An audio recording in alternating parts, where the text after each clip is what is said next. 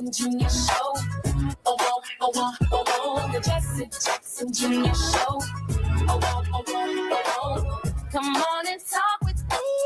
Come on and listen to me. Come on and talk with me. Come on and listen to me. KBLA, Top 1580, download the app.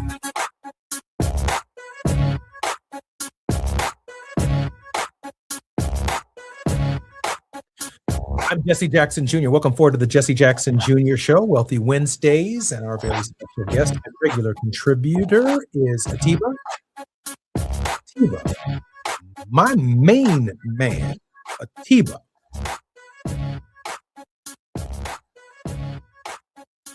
Former Deputy Executive Director for the National Black Caucus of State Legislators. He's a strategic alliance consultant and president of Party Politics US. He's worked as a TV political commentator for BNC News, The Heat, In the Know with Mo, The Leslie Marshall Show, iHeartRadio, GovExec, 96.3 WHUR, and One America News Network. Atiba, welcome forward to the Jesse Jackson Jr. Show, and happy holidays to you. Happy holidays to you, Jesse. It's great to be with you as always. Atiba, I am so grateful that you're here because you stretch my mind and you stretch my imagination, and I'm particularly grateful about that. I've been following the news for the last couple of days, and I'm torn between sad and extremely angry. Sad because healthcare premiums are about to rise significantly because Congress and the Senate obviously can't get their act together. We'll talk about that at greater length throughout the program. I'm sad because when I think about the 8 Democratic senators who did not hold out after the longest government shutdown in the country's history, I'm somewhat torn between anger because we were so close in that shutdown in actually negotiating relief for the American people. But for whatever reason, they determined the government needed to be opened, and they opened the government even though we were all clearly making a sacrifice that could have brought resolution to this problem much sooner. Now we find ourselves no government shutdown, rising costs that are going to be passed on to the American people, and I'm somewhere between sad and angry. Atiba, am I justified in my thinking and my feelings right now? You're justified. I'm trying not to get to a point where I can say that I'm angry. I'm still hopeful. And my hope is that this is going to be a tough period for the next 10 months before we get to November the 3rd, or 11 months before we get to November 3rd, 2026. But, I have these shirts that I wear, and actually we have a website, this Midterms Effing Matter. And the reason why we do that with that shocking message is that what we have been seeing happen is an assault on the American citizen. I know we often talk about all the other things that have been going on, but, this is, it's mind-boggling because I don't think we're used to seeing such an assault on people. And when we hear the words affordability as a hoax, I think that we need to just continue to tell ourselves affordability as a hoax because we all know that it's not. Healthcare premiums are rising significantly in 2026. The ACA marketplace plans seeing average insurer quoted increases of about 26%, driven by high drug costs like weight loss meds, provider price hikes from consolidation and inflation, though tax credits cushion most enrollees. However, if enhanced ACA subsidies expire, many could face premium hikes over 100%. And while employer plans also face substantial cost and increases, insurance rates are up. Obviously, tax credits matter. And who ultimately will be hit the hardest? Middle income individuals above the subsidy threshold. Those making around $63,000 for an individual will feel the brunt of the price hikes.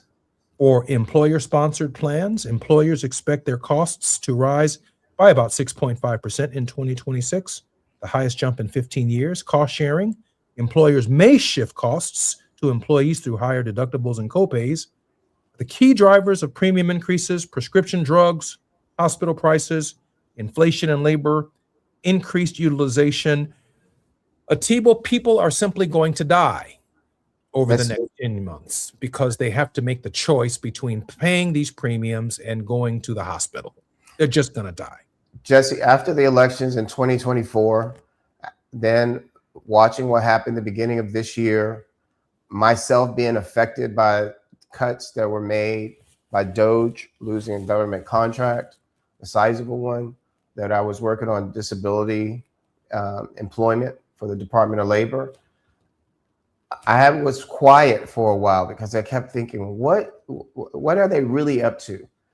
And then it's when you look at it, and I know a few weeks ago we talked about an essay that I wrote, and I kept saying these numbers that with Democrats as president, Obama, Clinton, Biden, we've seen 50 million new jobs. with Republican presidents from Reagan to Bush to Bush 2 to Trump now twice, we've seen 16 million new jobs. Do the math. You know, the thing is that I don't understand why Republicans continue to win, but more importantly, I don't understand why Democrats do not do a better job of messaging. On the national scale, and I'm here in Florida, in Miami, the commercials that were run during the campaign condemning Kamala specifically targeted her position on transgender rights. They never questioned her about economy. But I still believe she didn't have a good economic message. And I'm saying all this to say that where we are right now is in a place where we're not going to get saved by anyone. It's going to have to come from ourselves. I'm Jesse Jackson Jr. You're listening to Conversations with Atiba on Wealthy Wednesdays on the Jesse Jackson Jr. Show. More with Atiba when we come forward on KBLA Talk 1580. While you're stuck in traffic, we can at least bring you up to speed on the news of the day. You're listening to Jesse Jackson Jr. only on KBLA Talk 1580.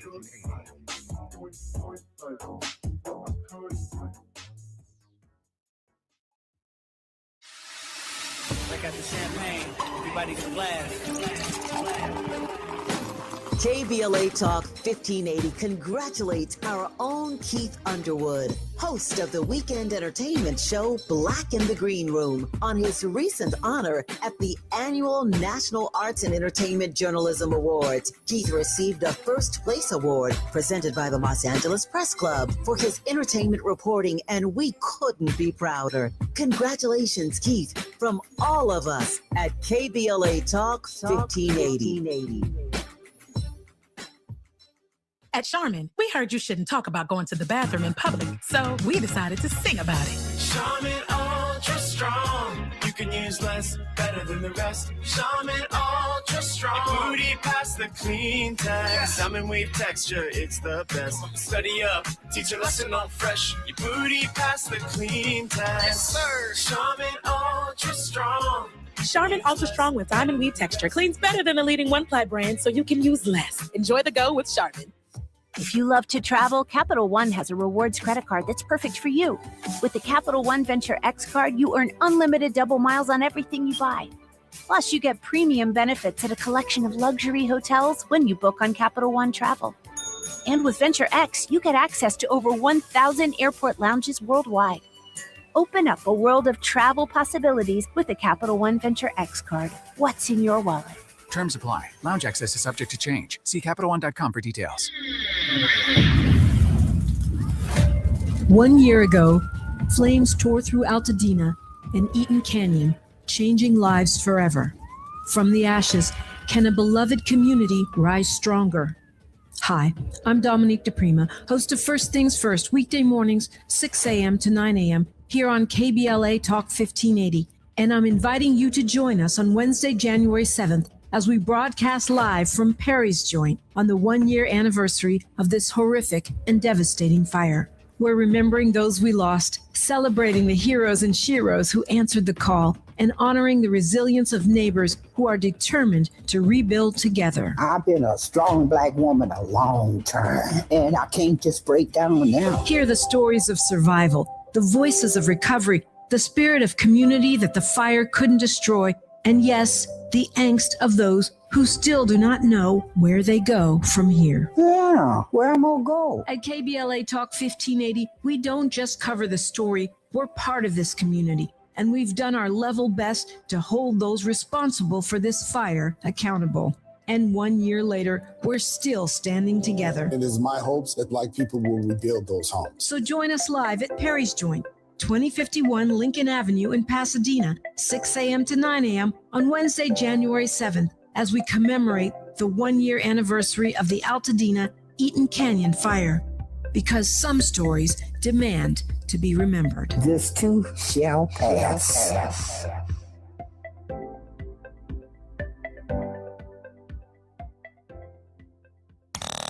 Now back to more of Jesse Jackson Jr. on KBLA Talk 1580. The Jesse Jackson Jr. Show. The Jesse Jackson Jr. Show. The Jackson Jr. Show. The Tracy Jackson Jr. Show. King Quality drop the beat. Come on and talk with me. I'm Jesse Jackson Jr. Welcome forward to the Jesse Jackson Jr. Show on Wealthy Wednesdays, where we have in our first hour, our conversations with Atiba. Welcome forward to the Jesse Jackson Jr. Show, Atiba. Great being here, Jesse. Atiba, I'm still sad and I'm still angry. That hasn't changed over the break. In 2025, 8 members of the Senate Democratic Caucus broke party ranks to vote with Republicans to end a 40-day government shutdown. This group included 7 Democrats and 1 independent who caucuses with the party. They include Catherine Cortez Masto from Nevada, Dick Durbin of Illinois, John Fetterman of Pennsylvania, Maggie Hassan of New Hampshire, Tim Kaine of Virginia, Angus King, independent of Maine, Jackie Rosen of Nevada, and Jean Shaheen of New Hampshire. The reason I'm angry, in part, is because they didn't hold the line. It's almost as if they didn't understand the resistance. And the resistance, the government shutdown, was about this moment. And I've been back and forth for the better part of a few hours now with a pollster friend of mine who said that this is the time to jump on these premium increases. This is the time. I said, whoa. I'm from Illinois, right? The Illinois House members voted to keep the government closed. But our senator, one of them, voted to open up the government. He's one of the 8. Very proud of the House representatives in the state of California who towed the line and held the line. They held the line. They held the red line between both sides of the debate, and they voted to keep the government closed. Essentially, they towed the line. The 2 senators from the state of California also towed the line, but we had a broken House, a broken Senate here in Illinois, with 1 Democratic Senator Duckworth remaining in the resistance and Dick Durbin joining, ending that process. So I said, now, am I supposed to go now that premiums are going to increase for people that I love and care for and experiencing, these enormous increases and this problem, and protest my Democratic senator? Or am I supposed to just ignore what happened with these 8 Democrats and just blame it all on the Republicans and I get all of that. But we had them, in my opinion, Atiba, by the short and curlies, and we just decided to let them go. That's my anger. Well, am I wrong for that? I'm not saying that you're wrong for being angry. I think the question then becomes, what do we do with that anger? My call to action is to say, let's go back to the past. Let's go back and look at, for instance, what your father did when he ran for president. Let's go back and make sure that we register people to vote. Because the thing is that we can continue to be angry, we can continue to talk, but apparently these guys in Washington, they get it, but they also are listening to a guy who doesn't care about the people. But Atiba, am I supposed to tell them to? I'm in Illinois. We are a state with boundaries. Am I supposed to tell people to go vote for Democrats? No. To stop Republicans who are ending the. Now, maybe in California you can do that because you've got 2 senators who held the line. You've got a House delegation that held the line. But what about those of us in states with the Democrats who broke the line? And we're being told to be angry at the Republicans when we had the line and we were holding the line. So, I mean, again, Jesse, I'm trying to get to how do we solve the problem? First off, we keep sending the same people to office and expecting a different result. So, I mean, we've had these moderate Democrats that are there. We've had folks or whatever who, for instance, we had Manchin for forever, who we never could trust what he was going to do. We see what's going on. I was just watching a clip this week of Bernie Sanders, who actually did what I've been asking Democrats to do forever. Go talk to people in West Virginia. Go talk to people who you're not normally used to talking to. We have the same issues in rural America as we do in urban America.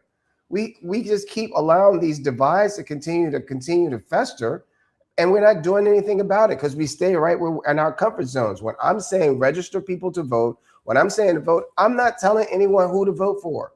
I'm saying let's use our common sense and let's say if this person doesn't have my best interest in mind, primary them, get them out of office. All I'm saying is if I lived in Vermont and Bernie Sanders were my senator, he would be one of the independents in the Congress or the Senate of the United States that held the line.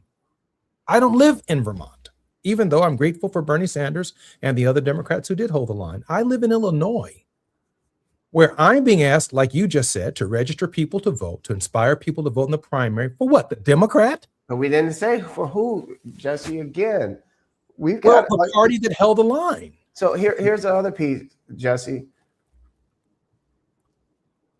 President Clinton won in 92, 96. Obama won in 2008 and 2012. But yet, in the midterm years of their elections, they had less voter turnout and they lost control of the House and the Senate, or lost control at least in one of their chambers during their presidencies. Why? Because people took the midterms for granted. I don't believe, I know you say you're angry. I have an incredible sense of hope right now. I have an incredible sense of hope right now after coming from Biloxi, Mississippi last week, where I was with some of the legislators who walked out of the Texas legislature. I was there with legislators from all around the country. I was in a room, a private dining room, when one of the Georgia seats flipped, and got to feel those elected officials, those state legislators from Georgia, get excited. Why? They flipped a Republican seat. The Republicans are more concerned about what's going to happen in the midterms. They're not going to say it. They're redistricting and doing all this stuff. And you've been speaking so eloquently and so amazingly about the importance of the Voting Rights Act. But what they're not watching is that within their own districts, people are feeling what is happening, and they're going to feel what's happening on December 31st when these tax subsidies go away, when their health insurance premiums go up. Unfortunately, it's a pain that people are going to have to experience because of what happened just in this last election in 2024. It's an unfortunate burden to bear, but it is one that we will bear. Agreed. And I agreed that there has to be some hope. I guess I was trying to speak to the political dynamic of, I've had people angry with me about the increase of healthcare subsidies, and I'm not even a congressman. I mean, people are very upset about where this is. I mean, I shared in a speech I gave a few weeks ago, maybe a few months ago, that, my father brought forward a rainbow coalition, but the organizing principle going forward might actually be from rainbow coalition to painbow coalition. That we actually have to organize people around the pain that they're going to feel. And that, quite frankly, requires a different kind of empathy. It isn't a blame game. I can't blame the Democrats. They're a party in the minority. We're trying to hold the line. I can't blame the Republicans. I understand them, but there are not enough Republicans, for example, in California to be upset with. The Democrats in California did the right thing. The Democratic House members in California, in Los Angeles, they did the right thing. The two Democratic senators, obviously, in the state did the right thing. But doing the right thing, because there's no such thing as a local senator or a local congressman, my senator and other senators in the states that I mentioned earlier are actually bringing forward a pain that theoretically was preventable. And I'm telling you, if I were a right-winger, I'd be sitting back saying the same thing, that you can't completely blame this on Republicans, because Democrats also have to be held accountable for some of this pain. So I get it. Organize people around their pain, because we're all going to feel it. We need to move in the direction of some solutions.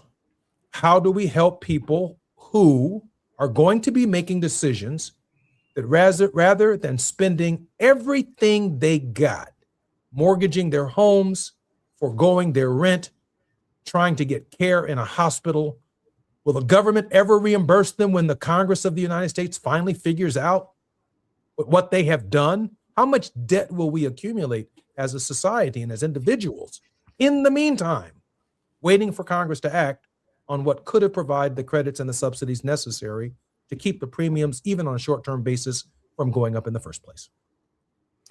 So when you said doing the right thing, I hear Samuel Jackson's voice in my head from the movie SWAT. Doing the right thing doesn't always mean doing the right thing. What that's going to mean in this particular context of where we are right now is we've got to organize. We've got to like work. We've got to like figure out that, hey, in the past, we've been so used to, okay, I'll sit at home, I'll worry about stuff, but then I'll go vote. Right now, we've got to figure out what we're going to do between now and November 3rd, 2026 to get out of this mess. Personally, I would love to see marches all over the country leading up to November 3rd, whether or not it's early voting or on the day of voting to go vote, or people standing in line for whatever it takes in order to vote. And in the end, to be able to say to these congressional members who are not taking their best interest, taking citizens' best interest in mind, and saying, you're fired. Wasn't that a popular phrase that was used by someone on a television show? We've gotten so comfortable that now we're uncomfortable, and we're uncomfortable because of the situation in terms of whether or not we didn't vote. We took voting for granted. We decided that because of labels or what have you, that I can't vote for this person when we have to vote for our best interest. So when I'm saying that this election is about recognizing and really looking at the qualifications of the people who we are voting for, and making sure not just that we vote for them, that once they're in office, that we hold them accountable and do what they say they're going to do. You can't just sit at home and just think that democracy is going to work. We're finding that out very easily and very quickly, and more importantly, as you said, more painfully. Maybe this election is about we're paying these damn healthcare executives too much money. And even with credits, they still get paid. Maybe this election isn't just about what the politicians are or are not doing. Clearly, they are not holding the healthcare executives accountable, the rising cost of drug prices accountable. It's not just the individuals, it is also those who are profiting from our sadness and profiting from our anger. They aren't going to miss anything over the next few months or a few years. They're going to miss nothing, not a single payment to any healthcare issues or needs that they have. And they're making so much money at the top that maybe it's not just market-based solutions. I hear in my head, I hear AOC, I hear Mamdani, I hear Bernie Sanders.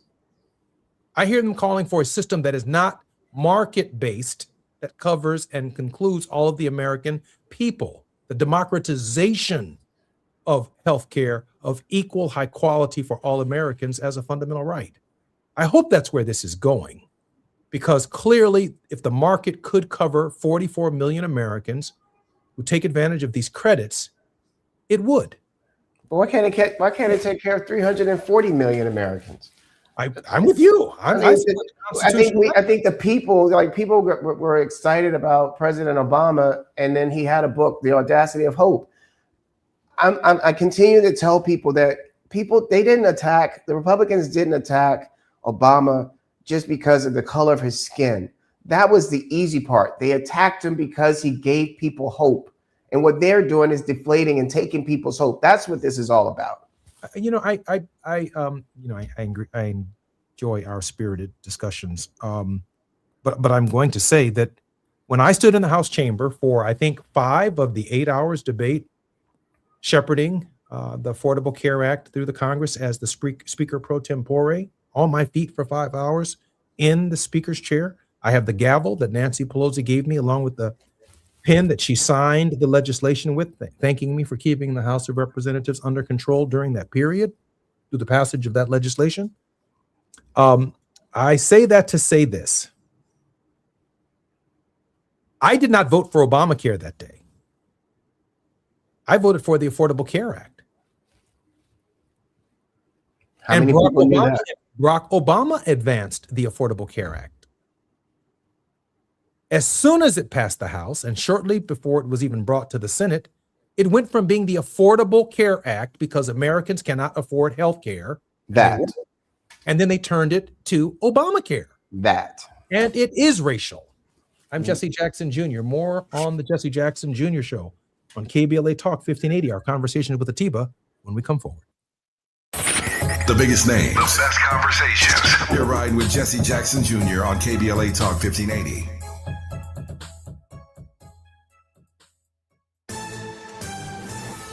I'm Amber Payton with BIN News Now.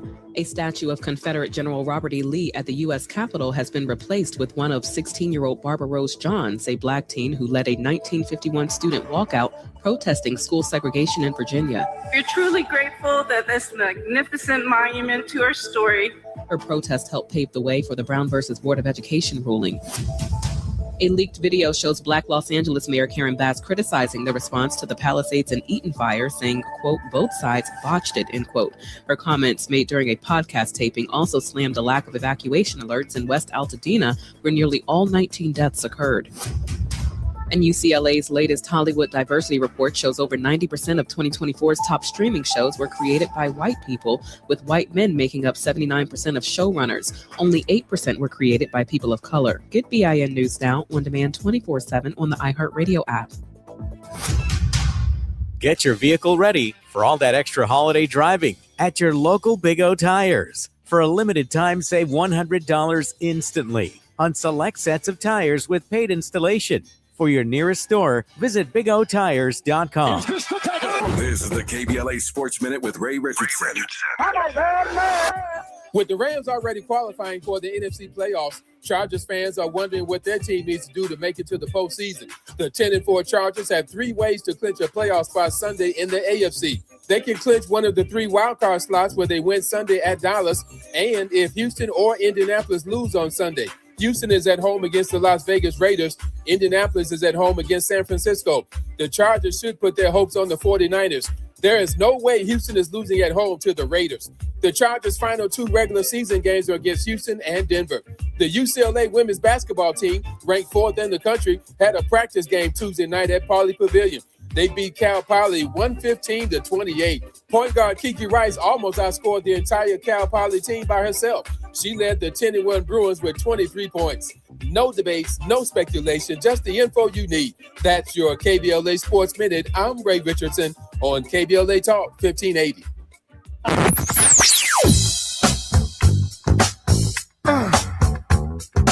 This is KBLA Talk 1580. Talk radio. That's music to your ears. We're unapologetically progressive. KBLA Talk 1580. We've got a lot to talk about. I'm Reverend Gerald, the life coach. Is someone you love struggling with addiction and mental illness? Is improving your family's health important? Want to leave a legacy that your family can grow? Are you ready to enhance your perception of life experiences? Then wake up weekends at 7 a.m. with Urban Family Focus and get the wisdom, opportunity, resources, and motivation to live your best life. Join the conversation on Urban Family Focus Saturday and Sunday at 7 a.m. Unapologetically progressive. KBLA Talk 1580. We've got your black. Unwrap LA this winter with Metro. Whether you're heading to a family gathering or last-minute shopping, Metro's got you. Enjoy free rides across Metro on Christmas Eve and New Year's Eve. Move with joy. Move with community this holiday season. Go Metro. The laws have not changed in California.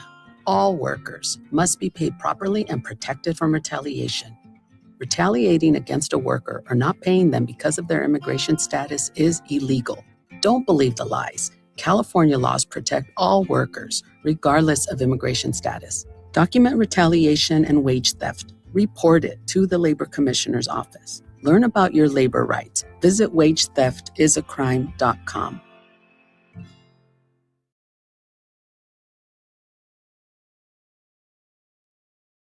KBLA Talk 1580, connecting you with the world. African Focus Incorporated is a community-based organization whose mission is to bring Africans and African Americans together, lead charitable initiatives on the motherland, and educate people from all walks of life on the beauty, legacy, and opportunity of Africa's 54 nations. And it's that time once again when African Focus is teaming up with KBLA Talk 1580 for our 8th annual African Focus Trailblazers Tour. Travel with us in 2026 when we're headed to the Southern African nations of Zambia and Botswana for a historical, cultural, and vacation tour led by me, Dominique DePrima, Cultural Ambassador for African Focus Incorporated. Enjoy luxurious accommodations, conscious fellow travelers, shopping, adventures, cultural tours, wildlife safaris, and a giant waterfall, one of the world's 7 wonders, along with a chance to be of service at an orphanage on the continent. Become an AFI trailblazer by exploring the motherland with a nonprofit organization that has members in Africa and America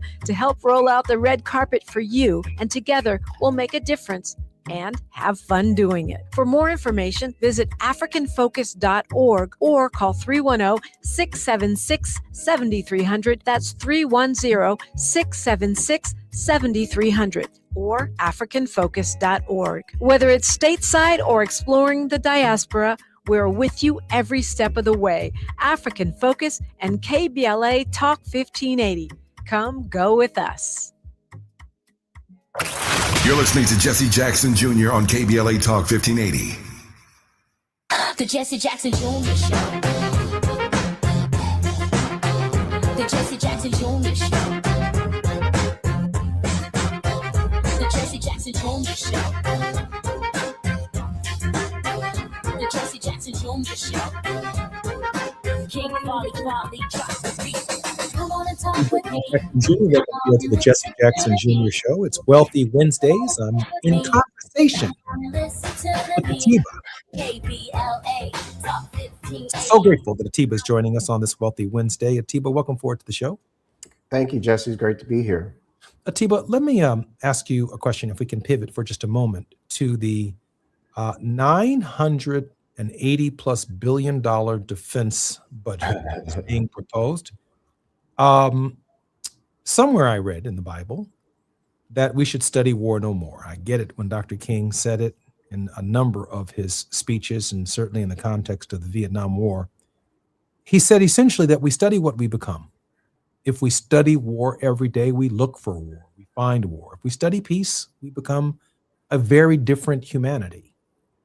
I'm thinking in this moment of the biblical scripture that also says where our treasury is, our heart will follow. Not necessarily where our heart is. That's becoming increasingly clear. Our treasury meets those priorities. $1 trillion budget, nearly $1 trillion budget on weapons of war. Atiba, your thoughts on the nation's priorities? You learn a lot by how you treat your seniors and your children. So we spend more money on defense than we spend on education and healthcare combined. That's what I think. I think that our values and what we allow our members of Congress and leaders in this country to do is sickening, and our value system, our value proposition within this country is warped. I think, we wonder why there's so many killings that happen. How many mass shootings have we had? We've had so many mass shootings now, we don't even talk about it anymore. But if you continue to see war on television or see this proposition of continue to fund the military, and now that's not to say, first of all, I'm very appreciative of our men and women who serve in uniform. And I believe that what they do is a very courageous act, and I'm appreciative of that. But I also am someone who doesn't want to create reasons to have to put them in harm's way.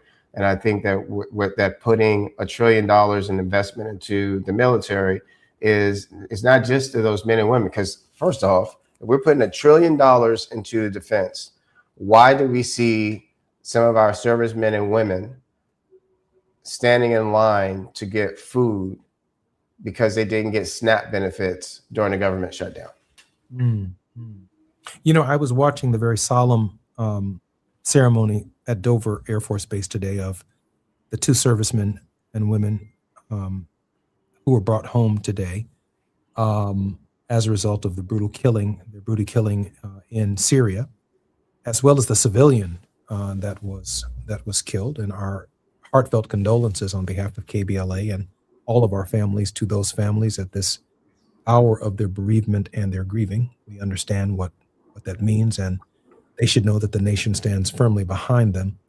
But there was a part of me that when I saw Donald Trump standing there saluting, and I saw Pete Hegseth standing next to Donald Trump, there was a part of me that, while I'm empathetic, and I think the American people share in the concern for these families at this hour, that we're not hearing that from the president, that this man is incapable of generating the kind of spirit energy, Atiba, that's necessary to console people. He's not just comforter in chief. The presidency is also consoler in chief.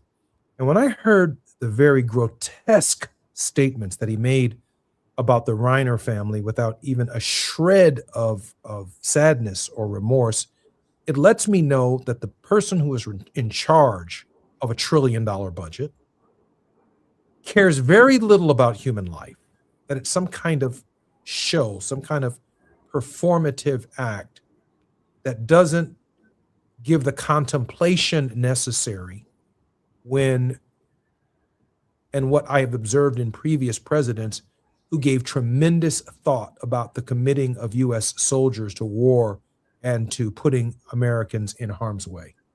Your thoughts about the irony of Donald Trump trying to be a consoler? Right now, I feel like I'm Harry Potter, and I'm taking my magic wand to my head and pulling it out and passing on what I'm thinking, because you just said exactly what I was thinking in terms of, and bringing it back to, bringing it around to Carl Reiner.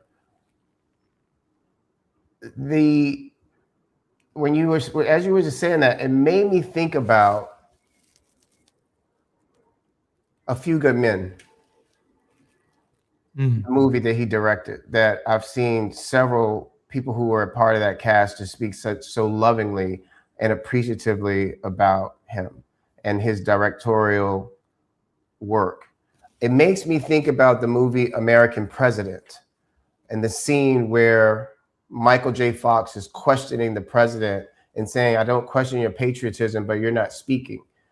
You know, there are so many, I think, parallels and things that are going on right now. I honestly, right now, and that all these things right now hurt that we're feeling. But I honestly believe that God is giving us everything we need.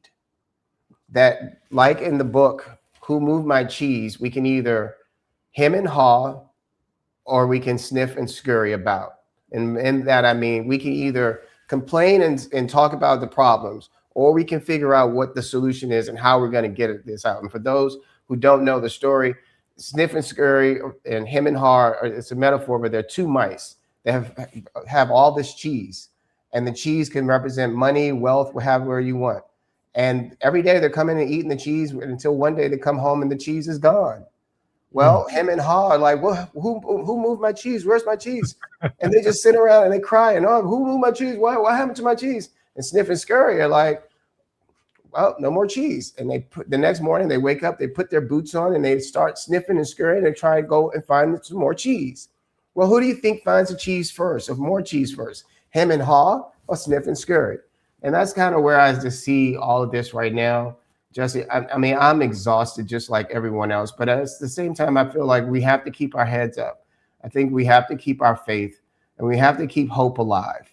And I think that, you know, in order to do that, it means continuing to put one foot in front of the other. It means continuing going out and sniffing and scurrying and trying to figure out who are the best elected officials for us. What are the best things for us? What is the best path? What is the best policy? I just don't think we get there by continuing to belabor a point that we already know, that we're in trouble, and the only way to get out of it is together. You know, Atiba, I mourn for the Reiner family. I mourn for our servicemen who are being returned to the United States and the civilian at this hour. But I am in constant mourning for the American people right now. My mourning doesn't stop. I don't mean MORNING. What mornings? You know, by the grace of God, we still have mornings coming. I'm talking about MOUR. N-I-N-G. Mourning. I am constantly mourning. We are constantly in a state of mourning as a nation. We cannot believe what is taking place.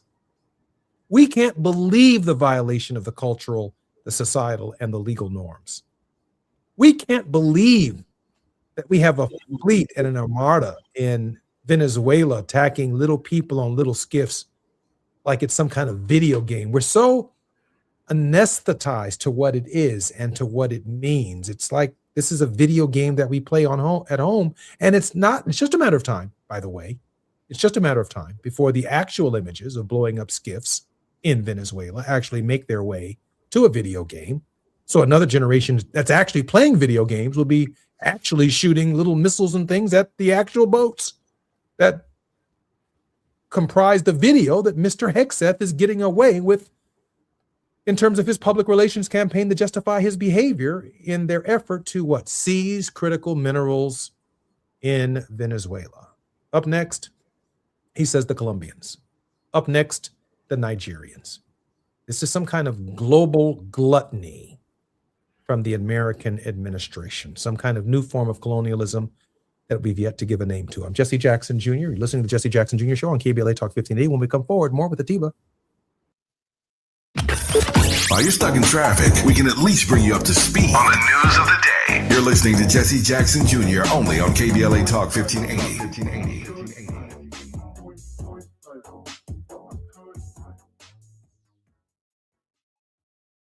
Established in 2020 during a time of deep racial unrest across our state and country, the Black Freedom Fund was created to make sure that leaders and organizations working to support Black communities and build power have the resources they need to stay in the fight for the long haul. We believe that those closest to the issues impacting our communities know best how to solve them. That's why in just the last 5 years, we've granted more than $45 million to over 200 grassroots organizations across California. That is the largest collective investment in Black organizing in history, and we're just getting started. We are clear-eyed and committed, more now than ever, to our people, our power, and our possibility. Join us in creating a future where Black people harness their full power to shape their lives and realize a just world for all. Learn more at fundblackfreedom.org. That's fundblackfreedom.org. The Black Freedom Fund is proud to sponsor Conversation Live Altadena Rising with James Farr on KBLA Talk 1580. When you turn to the Employment Development Department, we'll help you get there.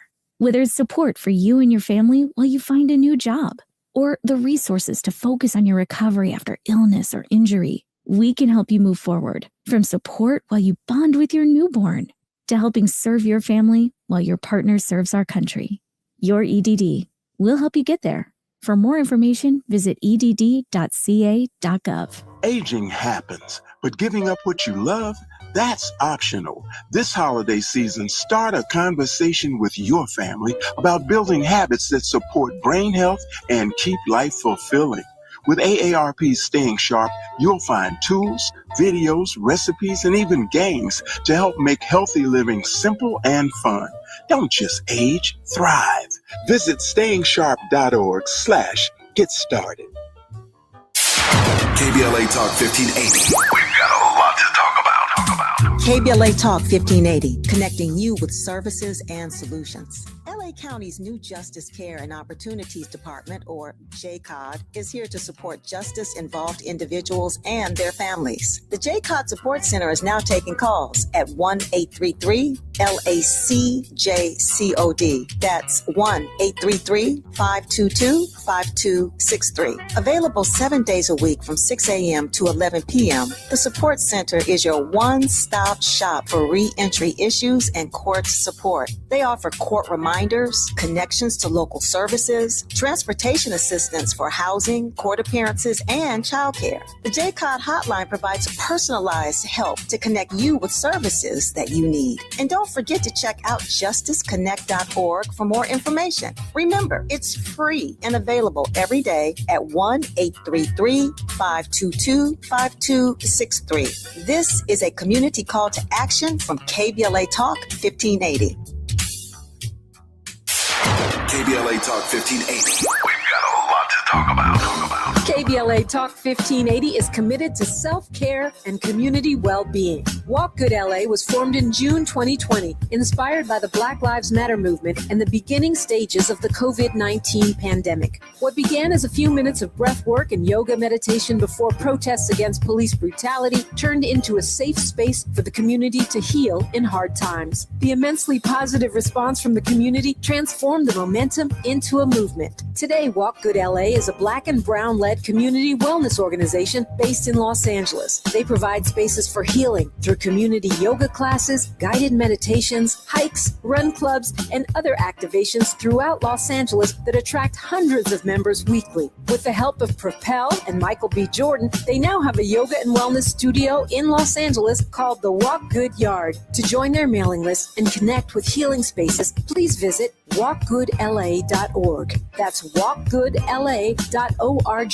Or find them on Instagram at walkgoodla. This is a community call to action, a community call to healing from KBLA Talk 1580.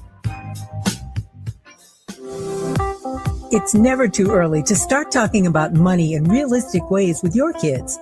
JP Morgan Chase navigates how to educate your kids now about creating long-lasting, healthy money habits. Whether your kids are in elementary school, high school, or college, now is a great time to start a conversation about ways to create healthy money habits as they grow, ultimately benefiting their financial future. Talking about money in a realistic way to support your kids' lifestyle and dreams, your first banking account geared towards high school or college. It's never too early. Explaining the basics, what you earn and what you spend, building financial confidence starts with getting organized. Learning and practicing vital money skills now will stay with them for life. Tools they will have to stay on top of their finances and achieve their goals. This segment is sponsored by JP Morgan Chase.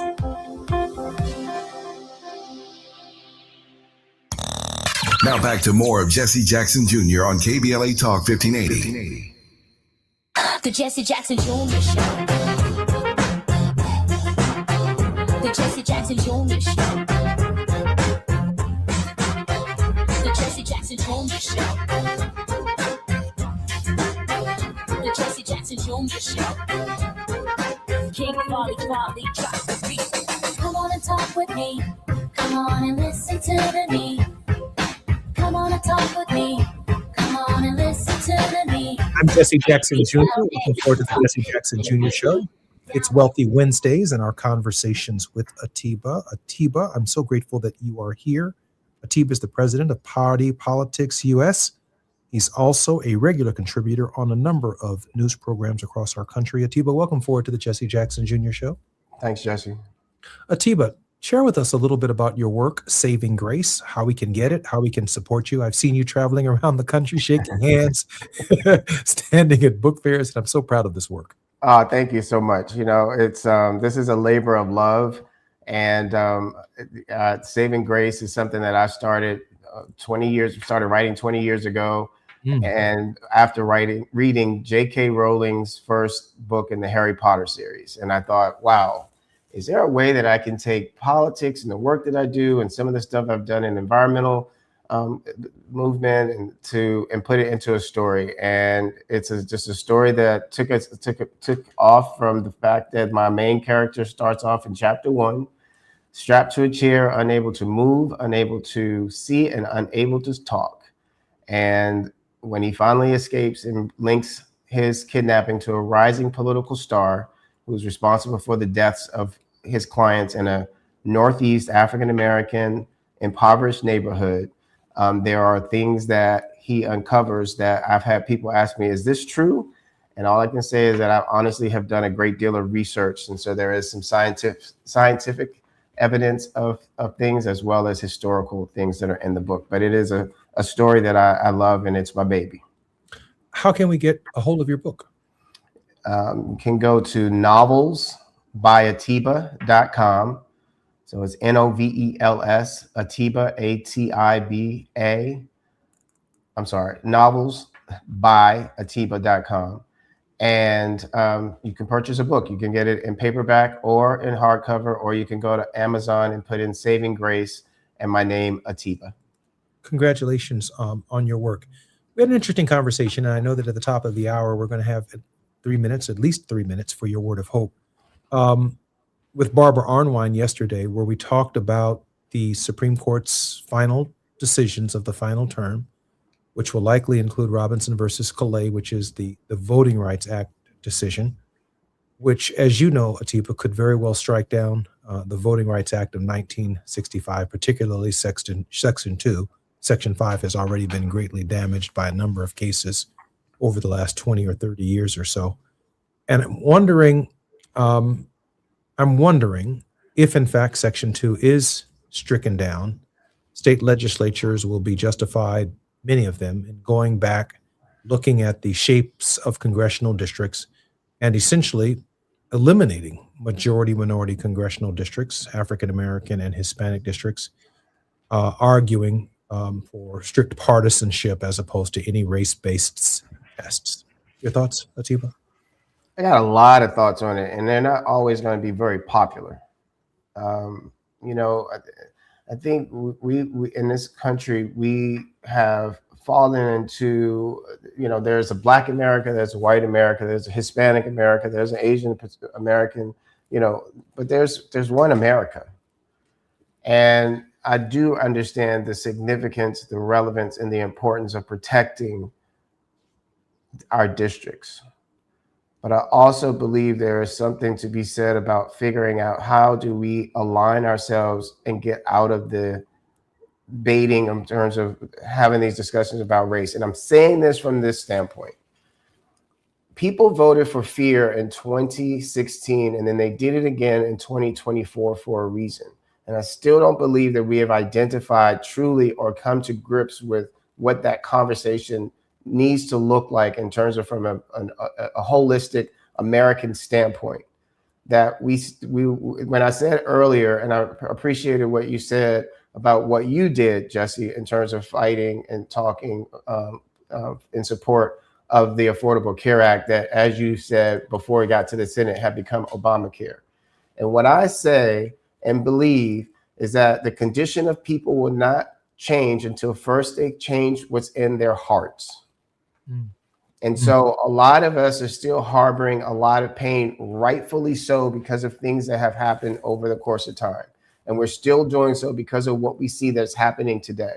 But I don't think we ever get out of this condition until we start to recognize and lead a way outside of this whole idea or concept that the only way that we can win is if we have these particular districts. Now, some people will say, Atiba, that's idealistic. Perhaps so.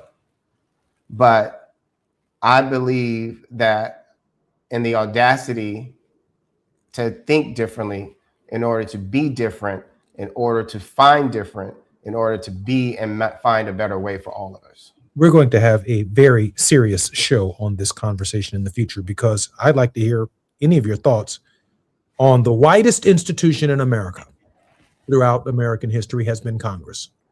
I want to hear your thoughts at some point in time on how do we desegregate Congress? Yeah, and I'll tell you right off the bat, to give you a head start so you can look this up, is I would look at 2018 and what did women do and how did so many women go to Congress, and why were there such long lines of women to use the restroom when they went to Congress in 2018? And I'll say it's because they organized and they fought after the 2016 elections. Well, there may be more women in Congress. That doesn't mean they're going to be Black women in Congress. I'm simply suggesting to you that I'm just suggesting to you that Jasmine Crockett, her district has been essentially eviscerated, and she's running for the Senate. So the upward pressure from the Voting Rights Act is African American women are going to try statewide offices over the local offices, because the primary process in Black districts simply won't happen. We're going to have a longer conversation about this. I don't want to talk about it in the next hour, which is why I decided just to kind of raise it right now, but I don't want to take it over there. Your thoughts, a word of hope. We have a little less than a minute. My word of hope is simple. Is let's get out of the hemming and hawing, and let's figure out how we're going to start, how we're going to not start, but just move. Let's sniff and scurry. 11 months seems like a long time. It's not. This year has gone incredibly fast. November 3rd, 2026 will be upon us before we know it. We've got to organize. We've got to be willing to make some sacrifices. It's going to hurt, but we can. But I believe that the hope is within each of us. We are the change that we seek, and we have to wake up and recognize that. Muhammad Ali said, our last thing, Muhammad Ali said, if you want your dreams to come true, wake up. I'm Jesse Jackson Jr. Listening to the Jesse Jackson Jr. Show. More conversation with Atiba a week from today. I'll see you then, Atiba. Thank you, brother. Take care. KBLA 1580 Santa Monica.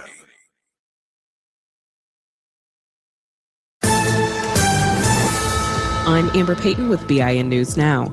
A statue of Confederate General Robert E. Lee at the U.S. Capitol has been replaced with one of 16-year-old Barbara Rose Johns, a black teen who led a 1951 student walkout protesting school segregation in Virginia. We're truly grateful that this magnificent monument to our story.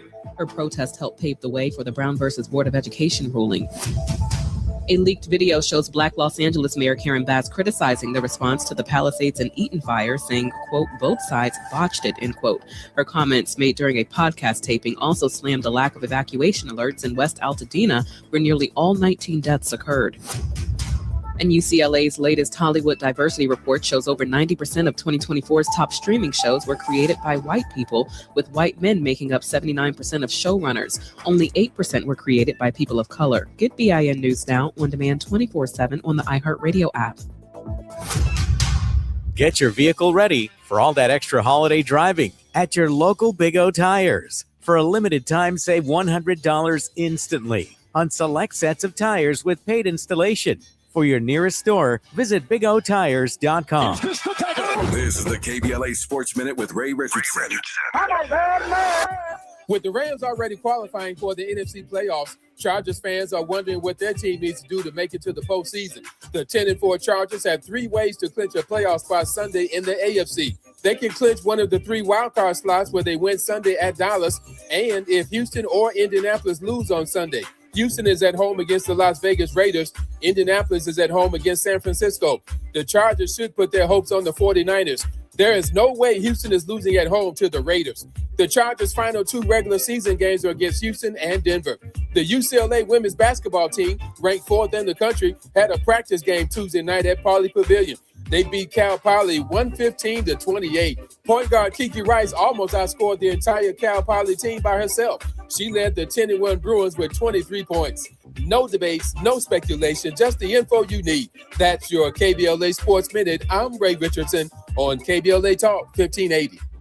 KBLA Talk 1580, connecting you with the world. African Focus Incorporated is a community-based organization whose mission is to bring Africans and African Americans together, lead charitable initiatives on the motherland, and educate people from all walks of life on the beauty, legacy, and opportunity of Africa's 54 nations. And it's that time once again when African Focus is teaming up with KBLA Talk 1580 for our 8th annual African Focus Trailblazers Tour. Travel with us in 2026 when we're headed to the southern African nations of Zambia and Botswana for a historical, cultural, and vacation tour led by me, Dominique DePrima, Cultural Ambassador for African Focus Incorporated. Enjoy luxurious accommodations, conscious fellow travelers, shopping, adventures, cultural tours, wildlife safaris, and a giant waterfall, one of the world's 7 wonders, along with a chance to be of service at an orphanage on the continent. Become an AFI trailblazer by exploring the motherland with a nonprofit organization that has members in Africa and America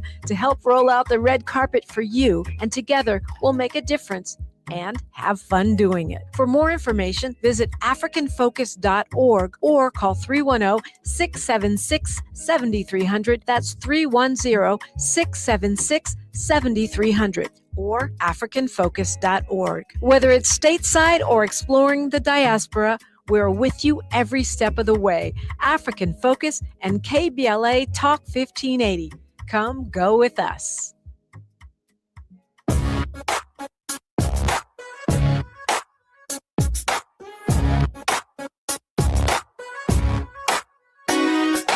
Jesse Jackson Jr. Show. Oh, oh, oh, oh, the Jesse Jackson Jr. Show. The Jesse Jackson Jr. Show. The Jesse Jackson Jr. Show. Oh, oh, oh, oh, oh. Come on and talk with me. Come on and listen to me. Come on and talk with me. Come on and listen to me. KBLA. I'm Jesse Jackson Jr. Welcome forward to the Jesse Jackson Jr. Show on Wealthy Wednesdays. Our very special guest, Dr. Estelle Uri, momentarily, a regular contributor who has one foot in the pulpit and one foot in the courtroom. He's both a lawyer and a preacher and a PhD, a scholar, and a friend. When Todd gets here, I want to talk with him about something Barbara Arnwine raised yesterday, and that is the term of the Supreme Court of the United States is now coming to its final conclusion in this year.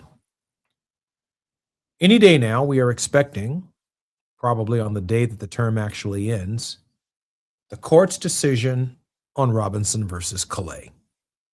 This is the case that grows out of Louisiana that seeks to change Section 2 of the Voting Rights Act of 1965. And the two most significant provisions of the Voting Rights Act of 1965 were Section 5 and Section 2. Section 2 allows states and legislatures to draw congressional districts that give minorities an opportunity to desegregate Congress. If, in fact, due to housing discrimination and racial discrimination and historic discrimination against Black and brown people in housing, there's always a Hispanic side of town, there's always a Negro neighborhood, Blacks on the South Side, Blacks on the West Side, Black folk in Compton. We've all been relegated to some neighborhoods. There's always a Harlem, right? There's always a side of Dallas where we from, pretty much wherever there's a Martin Luther King Jr. Boulevard and wherever there's a soul food joint is where we are in cities all across our country. Wherever there's a Malcolm X Street, that's where we are. So when you have a state like Alabama that's 35 or 40% African American, given its history of racial discrimination, African Americans are dispersed across the entire state.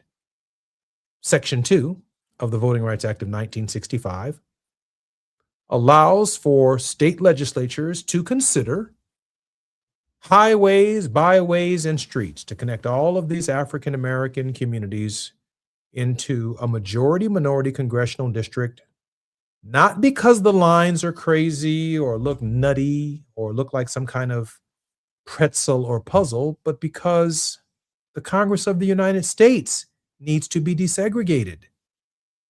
It was an all-white male body, just like the Supreme Court of the United States was once an all-white male body.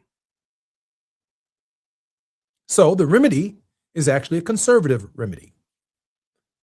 Allow state legislatures to consider race as a factor in the drawing of congressional districts. Not because we live on one side of town, but because on the south side of Chicago, we have different politics than people who live on the north side. We are a commuter district. We drive an hour, hour and a half to get to work. But if you live downtown, you walk to work or you ride your bike to work. It is a different quality of life. And that didn't just happen. That occurred over decades of housing discrimination and racial discrimination and gentrification and moving us out of the city and putting infrastructural projects as far away from us as humanly possible, putting the job base, the factories as far away from us as possible, where we have to catch public transportation to get from our side of town to some other part of town. We got to catch what my daddy would say was the early bus just to get to work. That's the reality. So after we catch the early bus and we come home on public transportation or spending a significant part of our lives in traffic, trying to get home to our children, trying to get dinner made for our families, trying to be a loving spouse, trying to get to PTA meetings and meet our children's teachers before school is out, we're stuck in traffic. always driving in the opposite direction of the economy, always driving in the opposite direction of the central business district of most municipalities in the United States. We just don't live near the jobs. We have to commute to get to the jobs. So the argument essentially is that since we live on that side of town and we like to have balanced economic growth, where our side of town is growing equally with the other side of town, that factories and jobs are locating in our neighborhoods and heading in our general direction, is that we need our own representatives in Congress so that when they go to Congress, they can demand that state legislatures and the Congress of the United States actually builds sidewalks on dirt streets and paves them over to make sure our trash is picked up on time, to make sure our schools are funded, to make sure we have swimming pools like schools on the other side of town, to make sure we can learn French, English, Latin, Greek, and other foreign languages, Spanish at our schools, and not just study jive. This movement to study math and geometry and arithmetic and calculus, and to have high quality teachers on our side of town, because if we're going to be competitive, our children, by the time they graduate from high school, have to have the same skill set in some other school system. And those demands must be made by people who don't see us any differently than we see ourselves, full citizens. I'm Jesse Jackson Jr., listening to Jesse Jackson Jr. Show. More on KBLA Talk 1580 when we come forward with Dr. S. Todd Yeary. Wealthy Wednesdays. It's afternoon drive time with Jesse Jackson Jr. Only on KBLA Talk 1580. Break out the champagne. Everybody get a glass. KBLA Talk 1580 congratulates our own Keith Underwood, host of the weekend entertainment show Black in the Green Room, on his recent honor at the annual National Arts and Entertainment Journalism Awards. Keith received a first place award presented by the Los Angeles Press Club for his entertainment reporting, and we couldn't be prouder. Congratulations, Keith, from all of us at KBLA Talk 1580. At Charmin, we heard you shouldn't talk about going to the bathroom in public, so we decided to sing about it. Charmin Ultra Strong. You can use less, better than the rest. Charmin Ultra Strong. Booty past the clean test. Salmon weave texture, it's the best. Study up, teach a lesson on fresh. Your booty past the clean test. Yes, sir. Charmin Ultra Strong. Charmin Ultra Strong with diamond weave texture cleans better than the leading one-ply brand, so you can use less. Enjoy the go with Charmin. If you love to travel, Capital One has a rewards credit card that's perfect for you. With the Capital One Venture X card, you earn unlimited double miles on everything you buy. Plus, you get premium benefits at a collection of luxury hotels when you book on Capital One Travel. And with Venture X, you get access to over 1,000 airport lounges worldwide. Open up a world of travel possibilities with the Capital One Venture X card. What's in your wallet? Terms apply. Lounge access is subject to change. See CapitalOne.com for details. Now back to more of Jesse Jackson Jr. on KBLA Talk 1580. The Jesse Jackson Jr. Show. The Jesse Jackson Jr. Show. The Jesse Jackson Jr. Show. The Jesse Jackson Jr. Show. King Volley, drop the beat. Come on and talk with me. Come on and listen to me. Come on and talk with me. Come on and listen to me. KBLA Talk 1580. Download the app. I'm Jesse Jackson Jr., listening to the Jesse Jackson Jr. Show and the J Lunch Club at 12 to 2 on the West Coast, 2 to 4 on the Central Standard Time, and of course 3 to 5 on the East Coast and all over the world on the KBLA app when you download it.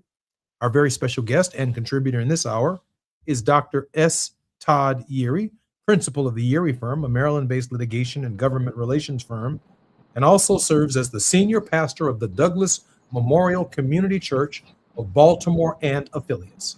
Dr. Yeary is also former chief executive officer of the Rainbow Coalition, the international human and civil rights organization founded by my father, the Reverend Jesse Jackson, Dr. Yerry's social justice work includes having served on the national board of the National Action Network from 2015 to 2021, past political action chair for the Maryland State Conference of the NAACP, used to call them the Nakapa tribe when I was growing up, and is co-founding principal of Community Churches for Community Development, Inc., and as the founding principal of SALT, Strategic Advocacy and Legislative Think Tank, faith-based public policy collaborative that works on regional and national empowerment strategies impacting disaffected communities. Dr. Yerry, welcome forward to the Jesse Jackson Jr. Show and to your show, The Politics of Our Faith.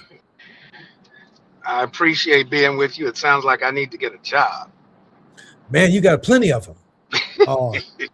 Sounds like, given the unemployment numbers that we saw this week from the Department of Labor, you might need to shed a few jobs and give another brother a chance. Well, listen, I might need to start hiring because things aren't looking too good. If we had negative job growth 1 month and then they're starting to average between 2 months, that's not good math.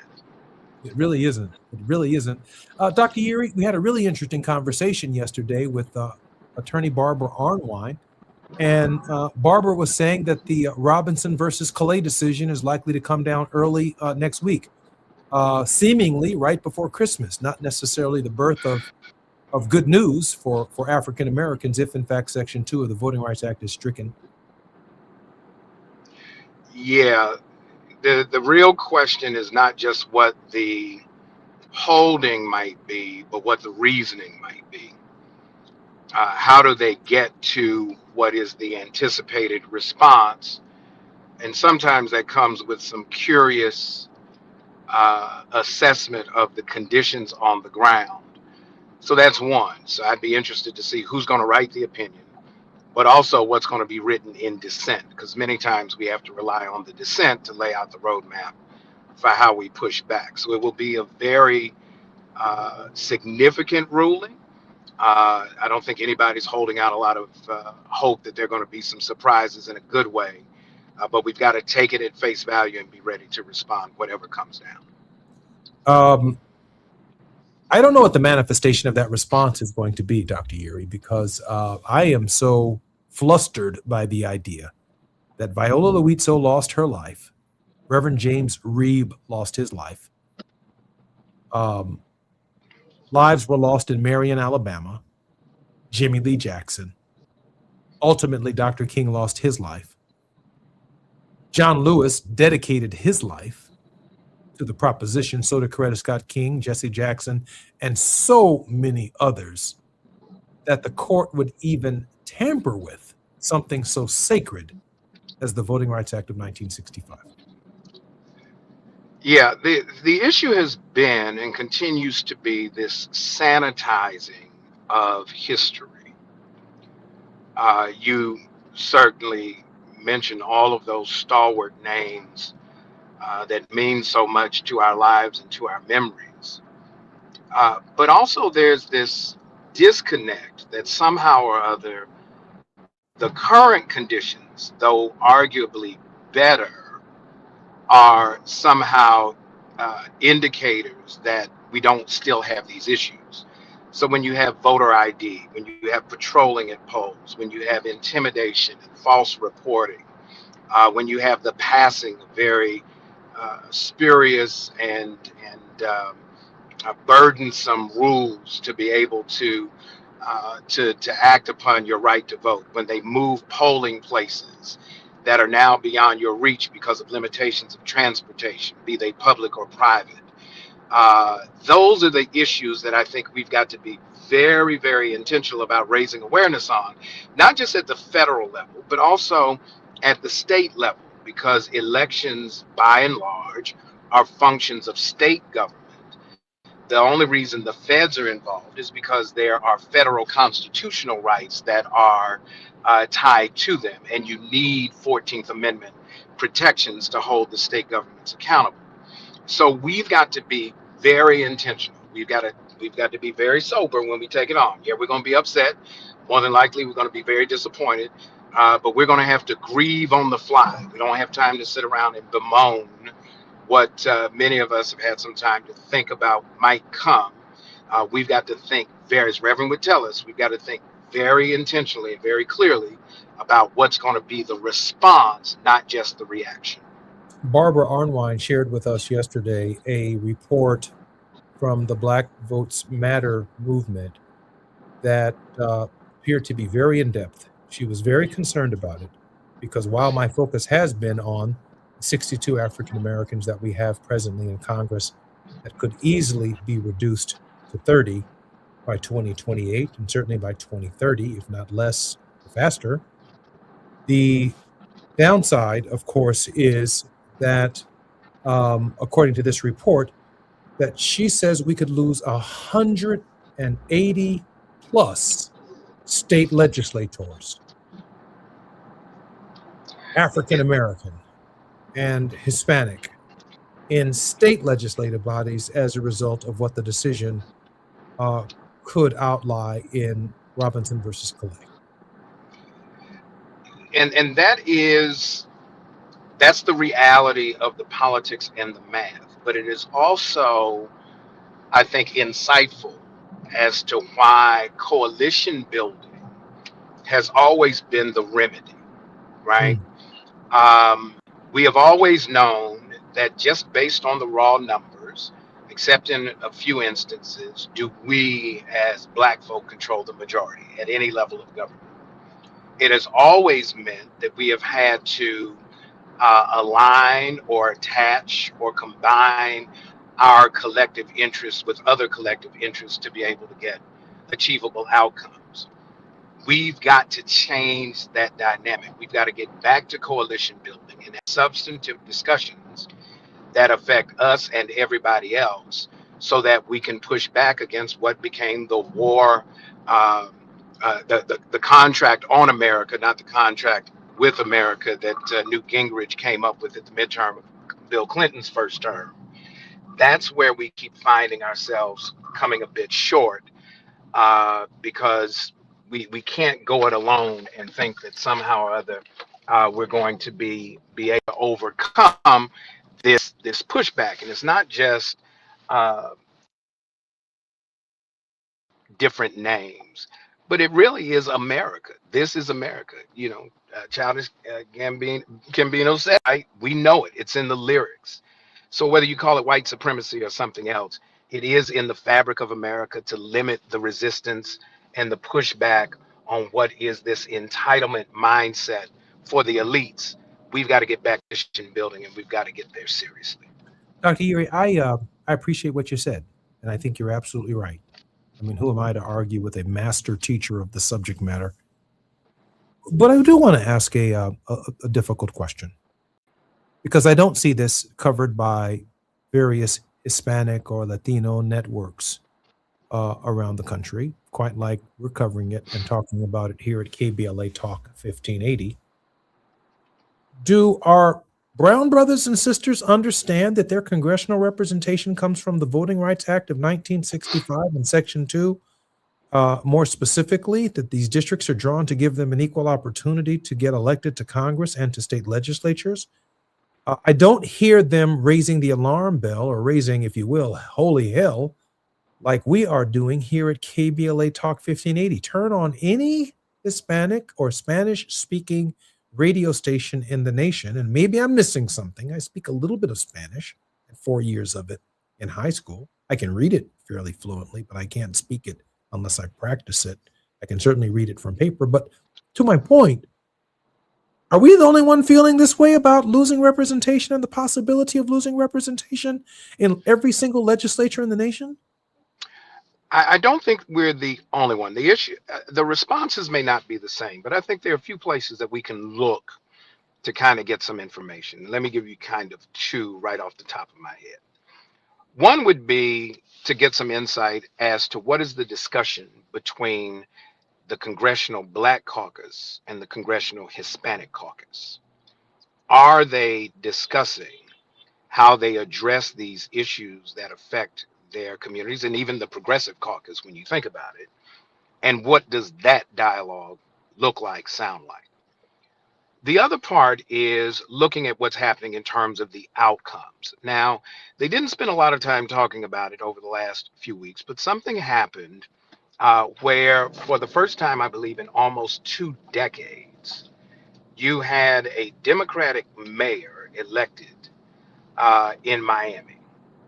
Now, if you understand the politics of South Florida and what those issues look like, that could be a very telling sign about what's going on in the space. And some of these conversations may not be as forward as KBLA. KBLA is an exception to the rule. It's not the rule in terms of being willing to have out front, public, intentional conversations about these matters.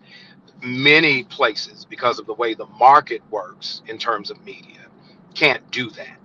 And so I'm not necessarily listening to the radio, but I am looking at the policymakers and trying to understand, is there a meeting in the room where it happens, even if what's happening is the strategy, that gives us a sense that there is a possibility for coalition building that we can rely upon? I'd be interested in seeing, depending upon the Robinson-Clay decision, what Justice Sotomayor has to say. And I certainly can't wait to read the dissent, which I believe is inevitable, from Ketanji Brown Jackson, to see if even at the level of interpretation of the Constitution itself, there was some dialogue between the two justices on its impact on these particular communities. But we'll have to save that for another day. By next Tuesday, we should have some answers, we believe, at the close of the session of the court. And I am just awestruck that it comes together at the same time that our premiums are going up. It comes together that we could be voting in the next election for fewer and fewer of us to represent us in Congress and at state legislative levels. It comes at a time when we celebrate and witness the birth of a Savior who brought hope and forgiveness and mercy into the world. At least that's our interpretation. But I think it also comes at a time when there are deep divisions within the body politic and deep divisions within our country. And with that said, Dr. Yeary, let me pivot for a moment to hear your thoughts on a conversation that Susie Wiles has taken from Vanity Fair. And I know we'll be talking about it more when we come forward, but we do have 3 minutes before the half hour.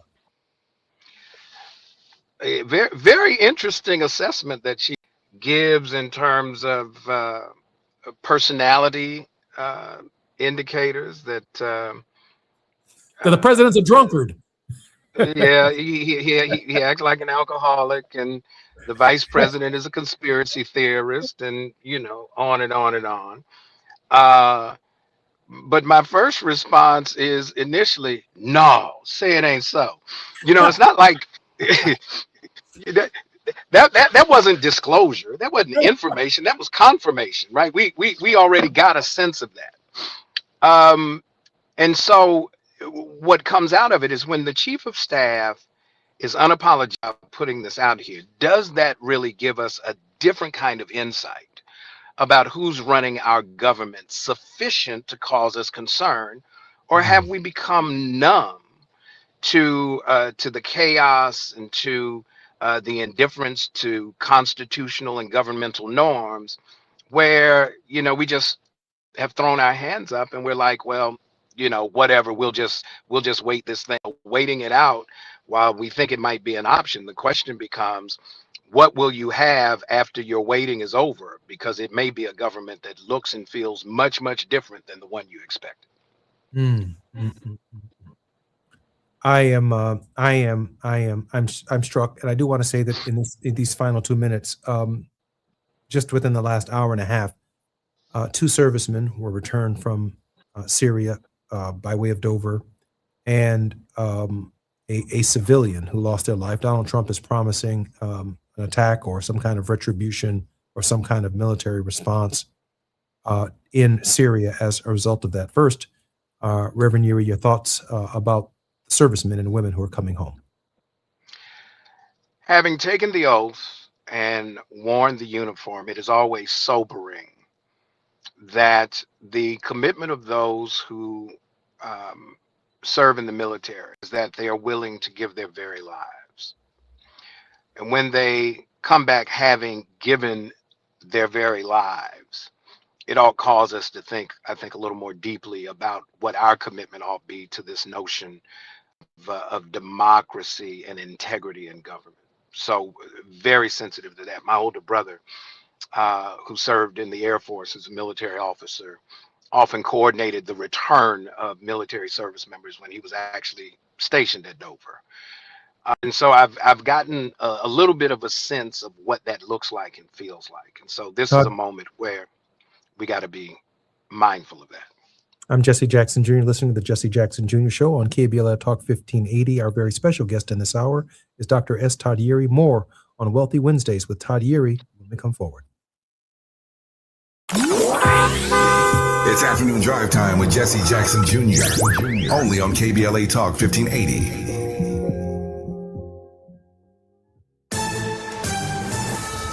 I'm Amber Payton with BIN News Now. President Trump is expected to reclassify marijuana from a Schedule I to Schedule III drug, easing federal restrictions. About time. Okay, yes. I think this is a good way for them to try at least to, make it more functional. While it will not legalize weed federally or change state laws, the move could expand research and medicinal use by recognizing its lower potential for abuse. Maryland lawmakers overrode Black Governor Wes Moore's veto to create a commission studying reparations for slavery. Backed by the state's Legislative Black Caucus, the commission will explore options like monetary payments and expanded social services. And The Weeknd just struck a major deal with Lyric Capital Group, valuing his music catalog at $1 billion. It covers his work through 2025, but not future releases, which he'll continue putting out with Universal. Get BIN News Now on demand 24/7 on the iHeartRadio app. Get your vehicle ready for all that extra holiday driving at your local Big O Tires. For a limited time, save $100 instantly on select sets of tires with paid installation. For your nearest store, visit BigOTires.com. This is the KBLA Sports Minute with Ray Richardson. With the Rams already qualifying for the NFC playoffs, Chargers fans are wondering what their team needs to do to make it to the postseason. The 10-4 Chargers have 3 ways to clinch a playoff spot Sunday in the AFC. They can clinch one of the 3 wildcard slots where they win Sunday at Dallas, and if Houston or Indianapolis lose on Sunday. Houston is at home against the Las Vegas Raiders. Indianapolis is at home against San Francisco. The Chargers should put their hopes on the 49ers. There is no way Houston is losing at home to the Raiders. The Chargers' final 2 regular season games are against Houston and Denver. The UCLA women's basketball team, ranked 4th in the country, had a practice game Tuesday night at Pauley Pavilion. They beat Cal Poly 115-28. Point guard Kiki Rice almost outscored the entire Cal Poly team by herself. She led the 10-1 Bruins with 23 points. No debates, no speculation, just the info you need. That's your KBLA Sports Minute. I'm Ray Richardson on KBLA Talk 1580.